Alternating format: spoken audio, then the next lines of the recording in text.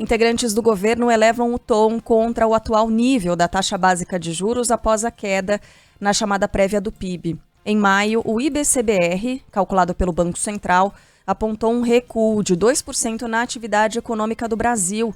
O resultado foi puxado, entre outros fatores, pelo fim da colheita da supersafra de soja e o fraco desempenho do setor de serviços. Para o ministro da Fazenda, Fernando Haddad, a manutenção da Selic em 13,75% ao ano está pesando muito na economia.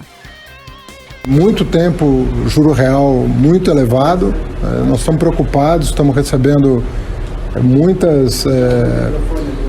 muito retorno de prefeitos e governadores sobre a arrecadação, a nossa mesmo aqui. Então a pretendida desaceleração da economia pelo Banco Central chegou forte e a gente precisa ter muita cautela com o que pode acontecer se as taxas forem mantidas na casa de R$10 o juro real ao ano. É muito pesado para a economia, está muito pesado para a economia.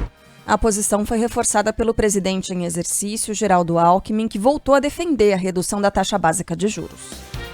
Acho que as coisas estão caminhando bem, inflação em queda, câmbio competitivo, reforma tributária aprovada na Câmara, arcabouço fiscal encaminhado, só falta os escandalosos juros caírem. E aí nós vamos ter uma geração de emprego ainda mais forte. A próxima reunião do Comitê de Política Monetária do Banco Central está marcada para os dias 1 e 2 de agosto e a expectativa é de que o Copom dê início a uma trajetória de queda na Selic. No ano, a prévia do PIB acumula uma alta de 3,61%, em 12 meses de 3,43%. O Ministério da Fazenda eleva a estimativa do número de brasileiros que serão beneficiados pela primeira fase do Desenrola. A expectativa agora é de que 2,5 milhões de pessoas com dívidas de até R$100 fiquem com o nome limpo. Mas o alcance da medida ainda depende da adesão de um banco, segundo o ministro Fernando Haddad. Tem um banco só que estava em dúvida se aderir ou não, porque tem pouca vantagem no crédito presumido, ele tem 1 milhão de CPFs negativados. Então, qual banco? O Nubank. Então nós estamos aguardando, se aderir todos os grandes bancos, são 2,5 milhões de CPFs. Como é que a gente está? Até aqui, Bradesco, Caixa, Itaú, Santander e Banco do Brasil aderiram ao Desenrola. Desde ontem, o programa permite a renegociação de dívidas bancárias para quem ganha até R$20 mil. A negociação é feita diretamente entre os clientes e as instituições financeiras. A gente tem mais informação de Brasília, chegando com Márcio Rocha. Cerca de 50 bilhões de reais estão disponibilizados em crédito presumido, segundo o governo federal, para serem usados pelas instituições financeiras durante as negociações do Desenrola, o programa de renegociação de dívidas bancárias que começou a ser operado pelo Ministério da Fazenda. O Desenrola começou a ser operado em 2 etapas previstas. A primeira extingue as dívidas bancárias de até R$100 e inicia a chamada faixa 2 do programa, ou seja, pessoas físicas que recebem até R$20 mil, o que deve atingir cerca de 30 milhões de brasileiros. De acordo com o ministro da Fazenda, Fernando Haddad, o Tesouro Nacional deu um aval de 7 bilhões e meio de reais, o que pode significar o cancelamento de uma dívida muito maior. Já está reservado do orçamento e que pode, inclusive, ter que ser complementado se o sucesso do programa for superior ao que está se imaginando nesse momento. Mas nós estamos estimando alguma coisa em torno de 7,5 bilhões de reais só de aval, o que pode significar o cancelamento de uma dívida 4 vezes maior do que isso. A faixa 1 do programa, ou seja, pessoas físicas com renda mensal de até 2 salários mínimos que têm dívidas de até R$5 mil ou que estejam inscritos no Cadastro Único dos Programas Sociais, o CadÚnico, vai ser iniciada em setembro. Bom, hoje é a Haddad News mesmo. A gente está falando bastante sobre o ministro, porque os destaques da economia eles estão repercutindo e bastante. Ontem, o ministro contestou aquele estudo feito pelo IPEA, que aponta que o chamado IVA, ou IVA, né, previsto na reforma tributária, possa ficar em torno de 28% no Brasil e ser o maior do mundo. Contestou assim, ele contemporizou, na verdade, né? O imposto prevê agregar 5 tributos, 3 federais, um estadual e um municipal, e vai taxar o consumo de bens e serviços no país. Se o percentual for confirmado, o IVA brasileiro será superior ao da Hungria, de 27%, que é considerado hoje o maior do planeta. Segundo Fernando Haddad, o estudo não leva em conta, né, uma série de fatores. Por exemplo, não tem análise de impacto sobre sonegação, sobre evasão, sobre corte de gasto tributário. Tem uma série de questões que precisam ser levadas em conta para fixar a alíquota da reforma. Ainda de acordo com o Fernando Haddad, o levantamento traz um alerta, na verdade, sobre as exceções previstas na reforma tributária. Tem uma transição para ser feita. Nós vamos calibrando isso de acordo com a transição. Então começa em 26 com uma alíquota baixinha para ver o impacto. Agora, é bom ter estudo. Não estou criticando, não. É bom ter estudo, mas tem que olhar as premissas dos estudos para a gente não se assustar também. Agora, o alerta que o estudo do IPEA faz é bom, porque mostra que quanto mais exceção tiver, né, menos vai funcionar. Então tem que calibrar bem as exceções para que elas estejam bem justificadas, né, que efetivamente tenham um impacto positivo sobre o bem-estar da sociedade. Por aqui, a alíquota do IVA será definida por lei complementar e a expectativa inicial era de que ficasse em torno de 25%. No Congresso, a reforma tributária ainda vai passar pela Comissão de Constituição e Justiça do Senado antes de ser votada em plenário. Como deve sofrer alterações, o texto deve voltar à Câmara dos Deputados. Bem, no segundo dia de agendas na Bélgica, o presidente Lula se encontra hoje com a primeira-ministra da Dinamarca, Mette Frederiksen, e com a chanceler ou com o chanceler da Alemanha, Olaf Scholz. Na pauta, mais uma vez, o acordo entre Mercosul e União Europeia. Ontem, em encontro com mais de 60 líderes mundiais, Lula afirmou que pretende concluir as negociações entre os blocos até o fim do ano e falou que o acordo precisa ser justo e não se basear em ameaças. Queremos assegurar uma relação comercial justa, sustentável e inclusiva. A conclusão do acordo Mercosul-União Europeia é uma prioridade e deve estar baseada na confiança mútua e não em ameaças. A defesa de valores ambientais, que todos compartilhamos, não pode ser desculpa para o protecionismo. O poder de compra do Estado é uma ferramenta essencial para os investimentos em saúde, educação e inovação. Sua manutenção é condição para a industrialização verde que queremos implementar. Proteger a Amazônia é uma obrigação. Vamos eliminar seu desmatamento até 2030. Mas a floresta tropical não pode ser vista apenas como um santuário ecológico. O desenvolvimento sustentável possui 3 dimensões inseparáveis: a econômica, a social e a ambiental.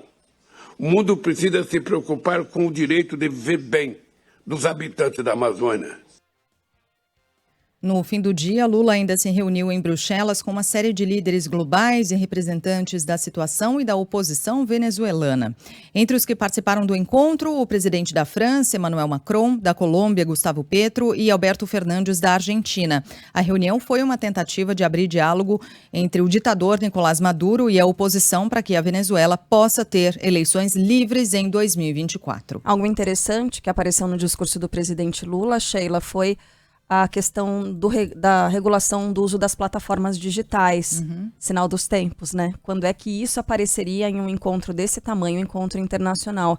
E o presidente brasileiro falou sobre a criminalidade digital. Ele diz o que é crime na vida real deve ser no virtual também.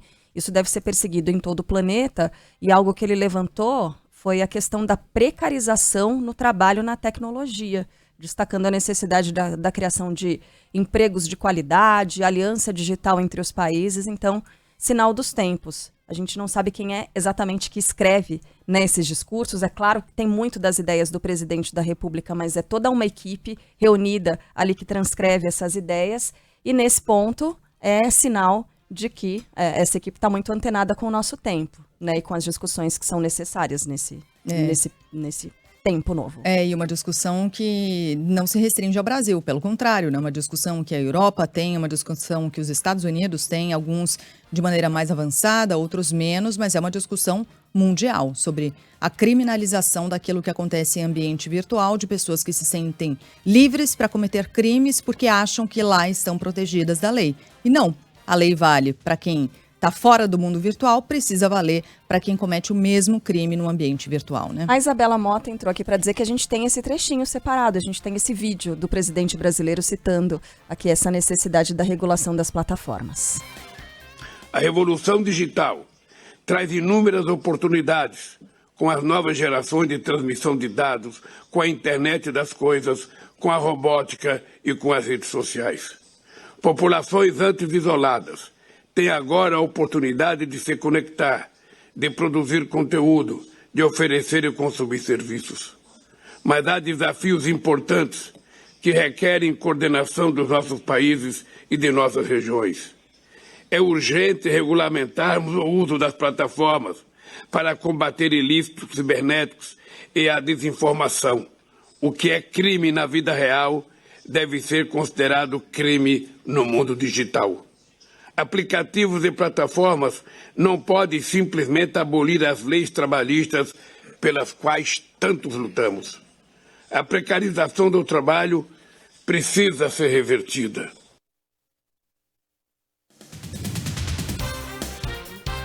E é um ponto, a gente já abordou isso aqui também, algumas reportagens pelo Planeta mostram a precarização do trabalho das pessoas que alimentam a inteligência artificial, porque a inteligência artificial não se monta sozinha. Uhum. Tem gente que fica ali só inserindo informação, inserindo imagem, inserindo palavra, inserindo significado para as coisas. E esse trabalho tem sido muito precarizado. São pessoas que recebem muito pouco, trabalham por horas, por longas jornadas, né? Como não é um trabalho ainda internacionalmente reconhecido e padronizado, enfim, ele não segue protocolos, então essas pessoas têm, por exemplo, né, esse é um dos exemplos do trabalho precarizado nesse mundo digital.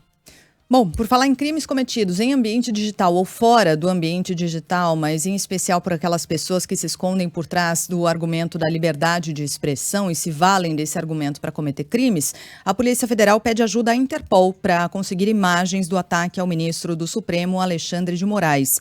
Esse caso aconteceu na última sexta-feira no aeroporto de Roma, na Itália. E a expectativa é de que a Polícia Federal ouça hoje o casal suspeito de hostilizar e agredir o ministro e a família dele. Rafael Procópio tem os detalhes. A Polícia Federal pediu apoio à Interpol, Organização Internacional de Polícia Criminal, para conseguir acesso às imagens do aeroporto na Itália, onde o ministro do STF, Alexandre de Moraes, e familiares sofreram agressões na última sexta-feira. Antes disso, a polícia brasileira já tinha pedido a autoridades italianas auxílio na investigação, além de solicitar que o aeroporto de Siena, em Roma, onde aconteceu o caso, também preservasse os arquivos de vídeo. Hoje está previsto o depoimento de Roberto Mantovani Filho e a esposa, Andréia Munarão, moradores de Santa Bárbara do Oeste, interior de São Paulo, que serão ouvidos em uma delegacia de Piracicaba, cidade que também fica no interior paulista. Eles são 2 dos 4 suspeitos de envolvimento no caso. No domingo, a defesa do casal negou que eles tenham ofendido ou ameaçado Moraes e alegaram que ambos foram confundidos com outros brasileiros que teriam, de fato, atacado o ministro.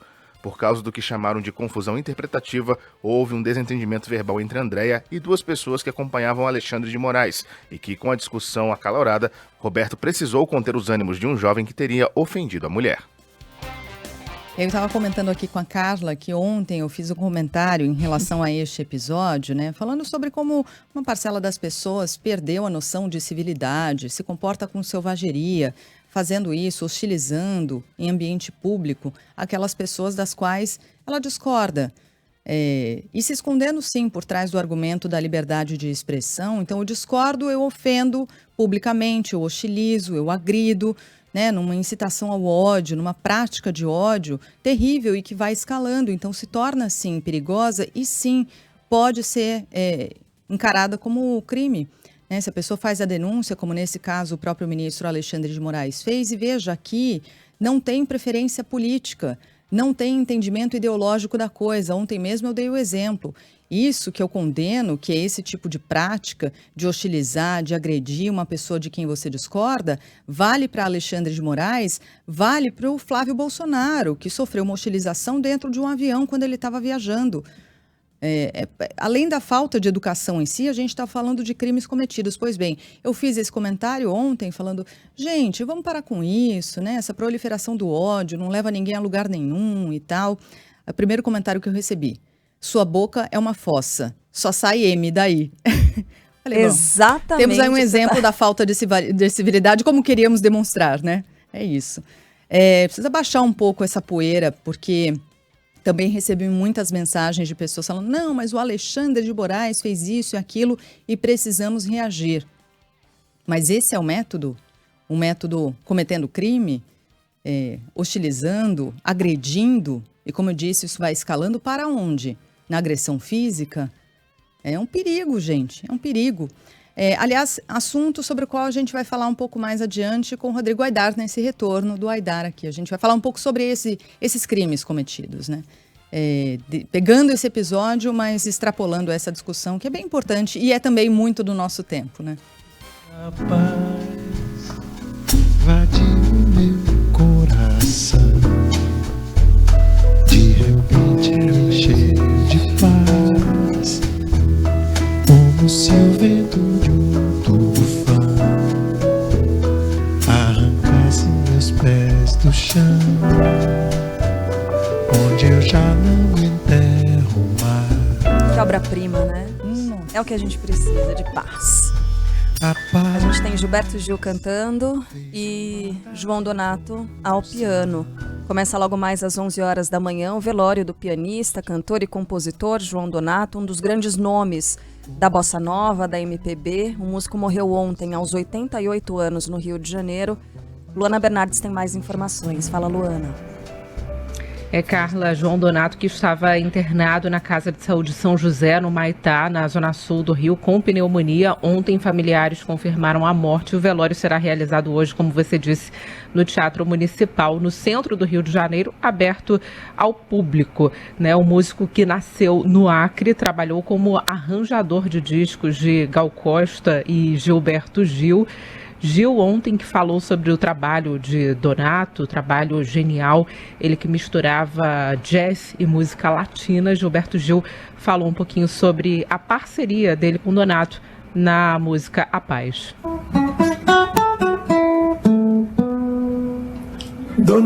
João Donato, chegou com essa melodia que ele tinha escrito para, enfim, uma moça do campo dos afetos dele, e chegou e disse assim: faça uma letra, Gil, para essa música. A música se chamava Leila 4. Ele tinha feito para Leila, esse afeto dele, várias musiquinhas, e uma delas era essa. Autoridades e outras celebridades lamentaram aí a partida de um dos maiores nomes da bossa nova. O músico Roberto Menescal falou sobre a simplicidade de João Donato. Ele fazia uma coisa que acho que nenhum de nós conseguiu. Ele fazia uma música muito simples. Atirei um pau no gato, ok, uma música assim. Mas Donato fazia, por exemplo, É incrível, né? E João Donato atuou com grandes nomes da música como Dorival Caymmi, Tom Jobim.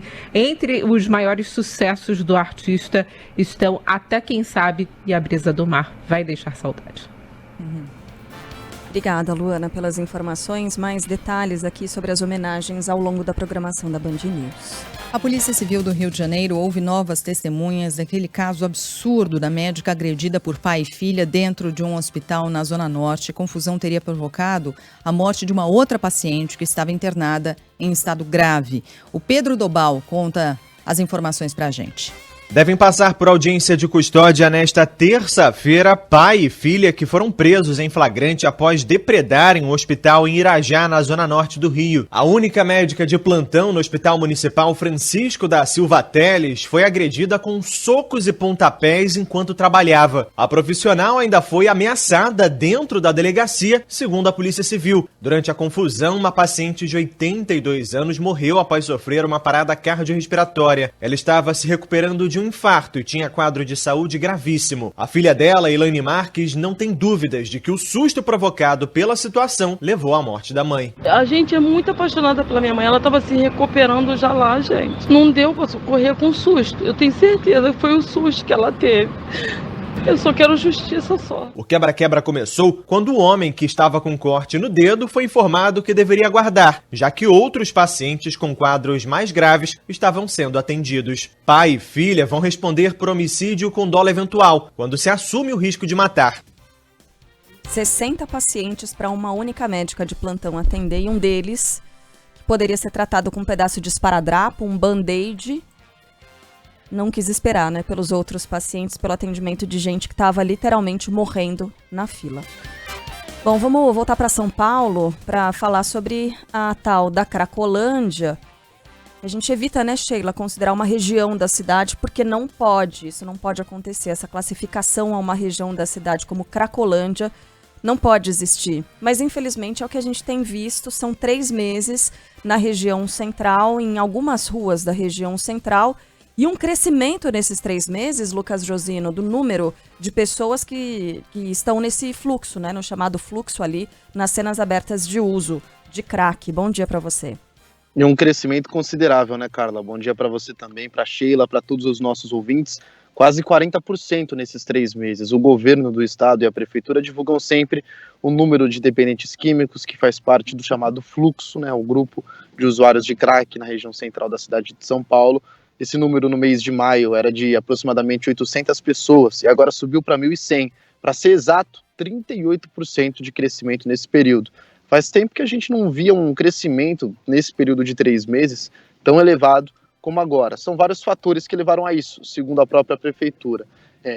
Número de traficantes que cresceu consideravelmente também nesse período, e muitos confrontos com a polícia militar, muita troca de ruas, né? Os dependentes químicos estão se movendo de um lugar para o outro, isso também facilitou que os grupos se unissem e ficassem juntos. Então são 1.100 dependentes na região da Cracolândia, é um número alto, né? Esse número varia durante o dia, durante a noite, geralmente no fim de semana tem mais gente, pessoas que saem de outros pontos e vão para a Cracolândia, isso é bastante normal também, então cresce esse número de 1.100, mas essa é uma média nos dias e nas noites durante as últimas semanas aqui na cidade de São Paulo. A prefeitura nos disse que quer ampliar o número de vagas para atendimentos médicos para essas pessoas e também expandir os programas sociais de assistência para tentar salvar mais gente desse fundo do poço que é a Cracolândia.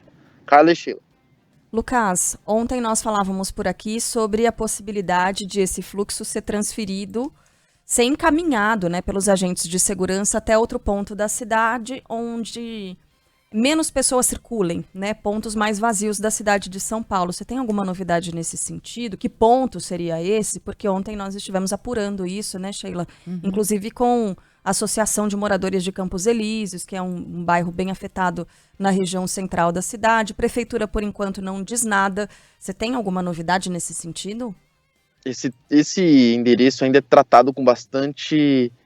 muito embaixo dos panos, né, Carla? Tem muito sigilo nesse endereço, mas hoje vai ter uma reunião, mais uma, do Comitê de Segurança e também de Saúde da cidade de São Paulo, que envolve várias secretarias. Eles tratam sobre a Cracolândia e nessa reunião, pelo que eu apurei, eles vão definir qual vai ser o endereço. Claro que eu vou tentar arrancar das fontes, né, as mais certas possíveis, qual vai ser esse novo local da Cracolândia, mas estou apurando sim. A prefeitura, nos microfones, quando o microfone está ligado, quando a gente diz, né, afirma que não quer mudar o fluxo de lugar, que quem, na verdade, sai de um canto para o outro são os próprios dependentes químicos que têm vida própria, mas pelo que a gente apurou, eles têm uma intenção de colocar os dependentes químicos em outro lugar, sim. Pois é, a gente vai ter de acompanhar, porque essa decisão da prefeitura pressupõe, como disse o próprio Josino, que a prefeitura tem controle sobre o fluxo, quando na verdade já mostrou que não tem esse controle. O fluxo e esse grupo de pessoas se movimenta de acordo com as necessidades e de acordo com a chegada dos guardas civis metropolitanos, que avançam para liberar determinada rua para o comércio abrir, aí eles saem de lá, vão para um outro lugar, os guardas civis vão para esse outro lugar, eles avançam, saem de lá, vão para outro, e as concentrações vão mudando um pouco de lugar, mas tudo ali na região central de São Paulo. O fluxo, como disse o Josino, tem vida própria, né? Como é que será esse controle e realocar isso numa parte da cidade? E qual parte é essa do centro de São Paulo? Uma parte do centro em que não há comércio funcionando e pessoas circulando? É muito difícil de você encontrar. E qual é a exata intenção da prefeitura ao fazer isso? Abordagens mais dirigidas, mais direcionadas a esse grupo aglomerado? Diferentemente do que fazia antes, porque a estratégia anterior era do espalhamento, a prefeitura espalhou a Cracolândia por diferentes pontos, porque entendeu que assim a abordagem seria mais fácil em grupos menores.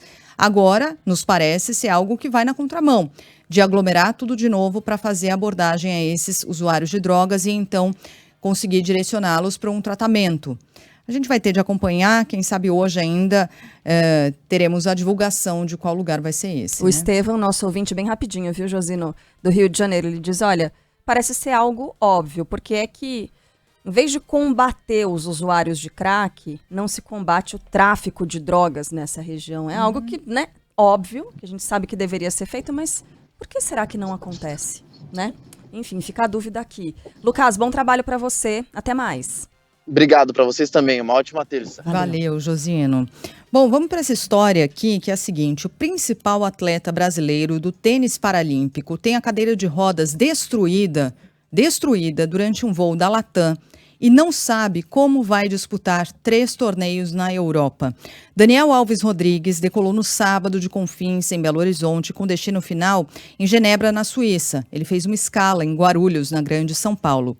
Durante a parada no aeroporto de Guarulhos, ele levou um baita de um susto ao descobrir que a cadeira de rodas dele, cadeira de competição, estava quebrada.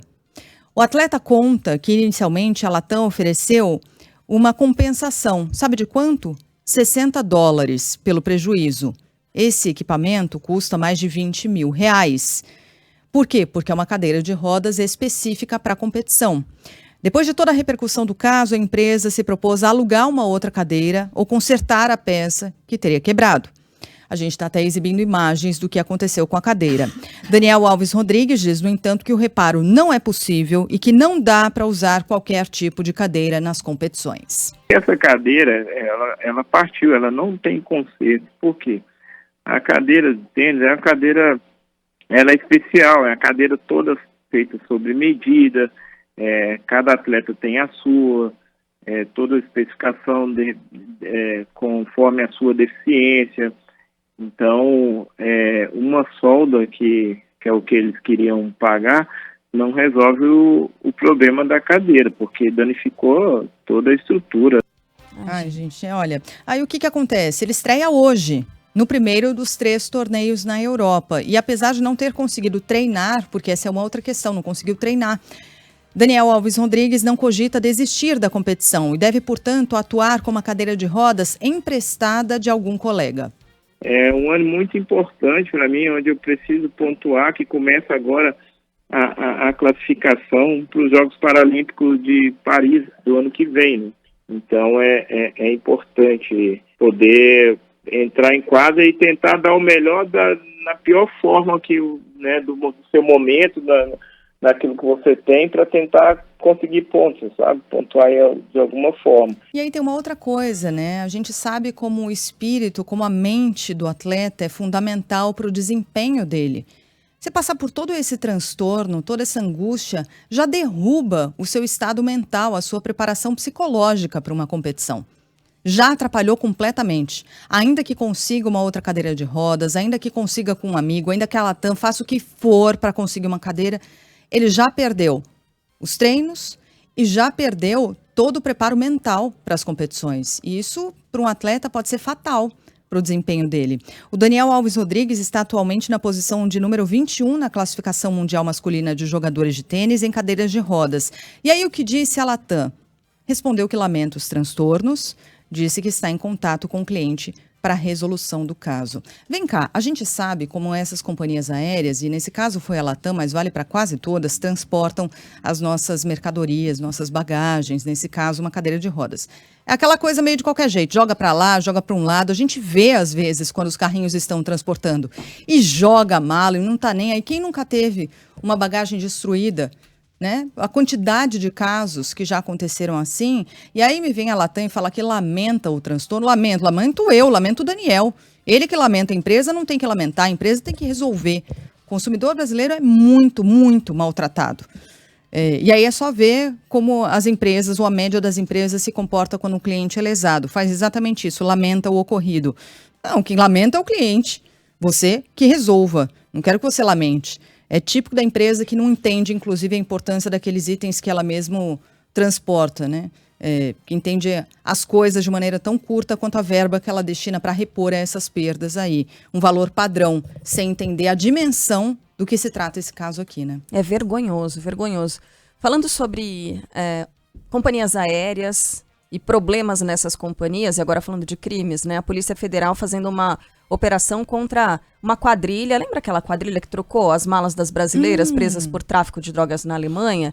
Tem operação nessa manhã e o Sandro Badaró está por aqui para trazer mais informações, né, Sandro? Bom dia. Bom dia, Carla. Exatamente. Operação colateral com 45 mandados, sendo realizada essa ação agora pela Polícia Federal. São 27 de busca e apreensão, 2 de prisão temporária e 16 de prisão preventiva. Operação que acontece em 2 cidades do estado de São Paulo, a capital paulista e também Guarulhos, onde fica o aeroporto. Alvo dessa ação, uma quadrilha responsável pelo envio, e aí de diversas formas, de drogas para a Europa e outros locais também, através do Aeroporto Internacional de Guarulhos, o maior do país.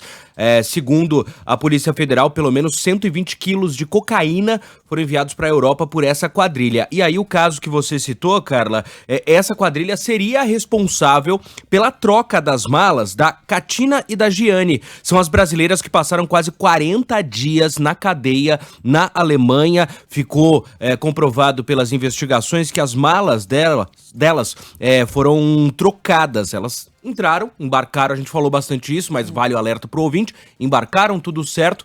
Já quando elas tinham despachado, essas malas foram trocadas por essa quadrilha, chegaram na Alemanha, não perceberam, as malas estavam com drogas. A Polícia Federal comprovou isso com a troca de etiquetas, identificou todo o problema. E a gente falou de outros casos, aqui tem a identificação já de olheiros que atuavam dentro do terminal do aeroporto de Guarulhos, responsáveis por falar, olha, essa mala dá para trocar. Uma quadrilha bastante estruturada. Na época, a Gru Airport, que é a concessionária que administra o terminal de Guarulhos, disse que colaborava com as investigações. Então é isso, nesse momento, operação colateral deflagrada para investigar essa quadrilha que atuava, a gente espera que seja tirado de circulação, né, pela Polícia Federal, mas repetindo, 45 mandados, são 27 de busca e apreensão, 2 de prisão temporária e 16 de prisão preventiva, agora quadrilha que atuava no aeroporto de Guarulhos, em São Paulo. Obrigada, valeu, Sandro. Gente, estão chegando aquelas mensagens aqui do pessoal que está enfrentando perrengue com companhia aérea por causa de bagagem, sabe? Chegou mensagem da Ellen, por exemplo, dizendo que aconteceu um negócio horrível com ela na semana passada. Também foi um voo da Latam, maior sufoco. Quebraram toda a mala dela, que foi despachada, sumiram com uma outra na conexão entre São Paulo, Rio e Buenos Aires. Ninguém sabia onde estava. E ela critica aqui todo o sistema de estrutura. São muitos problemas desse tipo, né? Impressionante. Obrigada, Ellen. Perguntei aqui se no final das contas já conseguiu resolver ou não para a gente tentar ajudar. Vamos para a Bahia agora, porque tem uma decisão inacreditável, diria que inadmissível para as pessoas que passam por esse tipo de situação. A Justiça nega o pedido de indenização feito por uma mulher que trabalhou por 44 anos sem salário. Tem um juiz que diz não, ela não trabalhava lá, cuidou dos filhos, dos patrões, ficou por horas trabalhando todos os dias, mas não tem nenhum vínculo empregatício. A Paloma Moraes vai trazer mais informações pra gente. Conta tudo, Paloma. Bom dia. Bom dia, Carla. É isso mesmo. Inclusive, o Ministério Público do Trabalho aqui do Estado recorreu dessa decisão, que negou essa indenização à mulher que começou a fazer os serviços domésticos com 7 anos de idade nessa casa dessa família aqui de Salvador. Ao todo, como você disse, foram mais de 4 décadas trabalhando nessa residência sem remuneração. De acordo com a ação movida pelo MPT, a vítima foi entregue pelo próprio pai a essa família e, além de fazer todo o serviço doméstico, ela também teria cuidado dos filhos, dos patrões, em jornadas de até 15 horas diárias. A mulher também não tinha direito a férias nem a descanso semanal. Essa sentença foi publicada no começo do mês e a Justiça não considerou que a trabalhadora vivia em situação análoga à escravidão, porque a família disse que ela era considerada membro da família. Claro, a gente está acompanhando essa situação. O Ministério Público do Trabalho disse que, por enquanto, não está falando muito sobre esse assunto, não está se posicionando, porque espera que, com a repercussão desse caso, né, haja uma reformulação aí dessa decisão. A gente vai acompanhando, claro, trazendo mais detalhes aqui, Carla. Obrigada, Paloma, pelas informações. E a resposta, né, a definição desse juiz, eu vou ler o nome do juiz aqui, Juarez Dourado Vanderlei.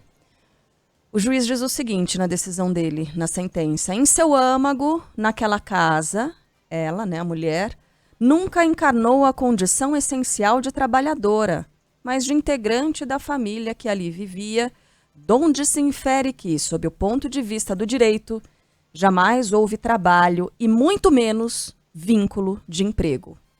É assim que o juiz determina a situação dessa uma garota de 7 anos, que é deixada pelo pai em uma casa de uma família abastada, que tem dinheiro. Desde os 7 anos de idade, a garota é obrigada a fazer os serviços domésticos, só saía para fazer compras, ia ao mercado, ia à padaria, ainda assim não tinha liberdade de passar longos períodos fora de casa, não tinha folga, não tinha férias, cuidava das crianças da casa. Você imagina, ela foi crescendo ali naquele ambiente, ia cuidando de outras crianças. É algo comum, infelizmente, era mais comum antigamente, mas segue acontecendo. Ela cuidou dos filhos, ela cuidou dos netos, são 44 anos vivendo nessa mesma casa, sem receber salário, e o juiz diz que não tinha condição de trabalhadora, não, integrante da família, que nunca aprendeu a ler ou escrever. Enquanto que todos os integrantes dessa família foram educados, foram para escolas, foram para universidades, e ela não, imagina. Ela que não deve ter se esforçado bastante, né, Sheila? Talvez ela não quis aprender a ler e escrever, talvez ela tenha preferido ficar ali, naquele ambiente presa, fechada, sem receber dinheiro. Vínculo empregatício? Alguém assinou a carteira dela? Não. Por que ela não falou antes, né, Sheila? Estava se aproveitando da situação. É inacreditável esse tipo de decisão da justiça. Um juiz como esse, vou repetir o nome dele, Juarez Dourado Vanderlei. Vínculo empregatício, exigir isso numa condição como essa, numa situação como essa, e muitas vezes, né, Sheila, essa situação do apego familiar, do carinho ali, não, ela faz parte da família. Vira uma integrante da família, atrapalha, né, todo tipo de investigação. E, inclusive, inibe a pessoa de fazer qualquer tipo de denúncia, de crítica, e ir atrás dos direitos. Então, é triste demais observar uma decisão como essa de um juiz do trabalho, né? Essa situação e esse apego, digamos assim, familiar, né, essa relação que acaba ultrapassando o que seria uma relação trabalhista, dificulta o entendimento da própria pessoa, né, da circunstância que ela viveu durante décadas, né, dificulta o próprio entendimento daquilo que ela vive, daquilo que ela viveu. Mas vamos ver se tem uma reviravolta também na Justiça. Nossa equipe em Salvador vai seguir acompanhando esse caso. A gente tem mais agora de Salvador. A Casa Civil adia pela 4ª vez o anúncio do novo PAC, o Programa de Aceleração do Crescimento. Sobre isso, quem nos fala é o Luiz Felipe Veloso. Deve ser lançada em agosto, após o recesso parlamentar, a retomada do novo PAC, o Programa de Aceleração do Crescimento, que deverá se concentrar em intervenções de infraestrutura. Ontem, em evento na Bahia, o ministro da Casa Civil, Rui Costa, afirmou que obras paradas de escolas e creches terão prioridade. Discutir a conclusão de obras que estão paralisadas desde 2016. Foi aprovada uma lei específica para isso, onde pela primeira vez na história o governo federal atualiza o valor das obras. Nós reabilitamos todos os contratos. O que interessa é ver as obras de creches, escolas concluídas e as crianças e os alunos estudando e construindo o seu futuro. De acordo com o ministro da Educação, Camilo Santana, a expectativa é retomar mais de 4 mil obras paradas em todo o país, melhorando os números do alfabetismo no Brasil. A promessa é investir cerca de 60 bilhões de reais em obras também em rodovias, portos e aeroportos. Fãs, amigos e familiares lamentam a morte do ex-atacante Palhinha, um dos principais ídolos do Cruzeiro e do Atlético Mineiro. O ex-jogador ainda foi campeão paulista com o Corinthians em 1977, quando o clube quebrou um jejum de 23 anos sem títulos. Informação chegando agora com a Bruna Vale. Será velado hoje em Belo Horizonte o corpo do ex-atacante Palhinha, ídolo do Cruzeiro e Atlético e que morreu aos 73 anos. Ele tratava uma infecção em um hospital na capital mineira. Vanderlei Eustáquio de Oliveira foi um dos responsáveis pelo primeiro título do Cruzeiro na Copa Libertadores em 76, sendo artilheiro da competição com 13 gols em 10 jogos. Pelo Galo, Palhinha atuou na década de 80 e se juntou a ídolos como Reinaldo. O atacante ainda marcou história no Corinthians e chegou a vestir a camisa da seleção brasileira em 16 partidas. Ele pendurou as chuteiras em 86 após breve passagem no América. Como treinador, dirigiu equipes como América, Atlético, Cruzeiro e Vila Nova. Bem, estão definidos, hein, os mandos de campo nas semifinais da Copa do Brasil. Fala aí, Aline Fanelli. Os mandos de campo das semifinais da Copa do Brasil estão definidos. O Corinthians receberá o São Paulo na Neoquímica Arena na próxima semana e a partida de volta será no Morumbi na semana de 16 de agosto. No outro confronto, o Grêmio e Flamengo vão se enfrentar primeiro na Arena em Porto Alegre e depois no Maracanã. Os clubes receberam 9 milhões de reais pelo avanço a esta etapa da competição. Quem chegar à final vai garantir pelo menos 30 milhões de reais, prêmio dado ao vice. O campeão do torneio levará 70 milhões de reais. As partidas de disputa do troféu serão nos dias 16 e 23 de setembro e os mandos de campo vão ser definidos também por sorteio. No Rio Grande do Sul, Mano Menezes não é mais técnico do Inter. Fala aí. Quem é o Jean Costa? Fala, Jean. O Internacional surpreendeu a todos na noite de segunda-feira com o desligamento do técnico Mano Menezes, movimento que começou pela manhã de segunda, vindo do presidente Alessandro Barcelos por conta do inconformismo com o trabalho do treinador ao longo da temporada e também visando os confrontos que o clube terá contra o River Plate pelas oitavas da Copa Libertadores. Ele estava há mais de um ano no cargo e o Colorado terá que arcar agora com uma multa de R$1 milhão por conta da rescisão. O técnico Eduardo Cudê é o ficha 1 para assumir o comando do Colorado e, segundo a equipe de esportes da Band News FM Porto Alegre, tem acordo encaminhado com a direção do clube para um retorno ao Inter. Ele deve ser anunciado ainda hoje pelo clube.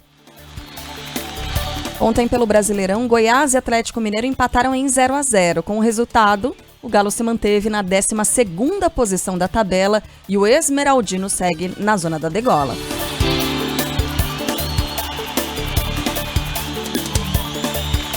Hoje é muito importante, Sheila, a gente falar da Copa do Mundo Feminina de Futebol. Então, ó. Tem mulher na área, na Band News FM.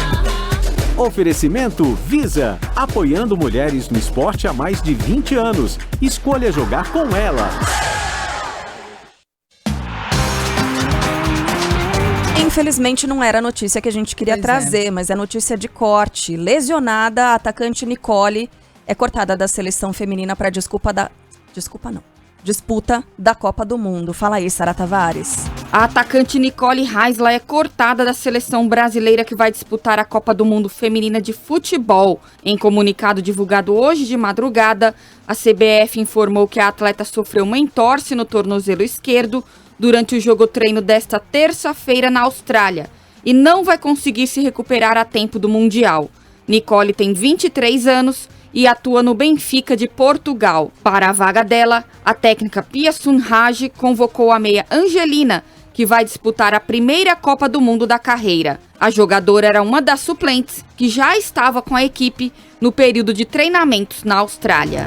Bom, e mais tarde tem aqui o segundo capítulo da série especial sobre o Mundial, que começa na próxima quinta-feira. A estreia do Brasil vai ser na próxima segunda, dia 24, contra o Panamá. Aline Fanelli vai trazer mais informações ao longo da nossa programação.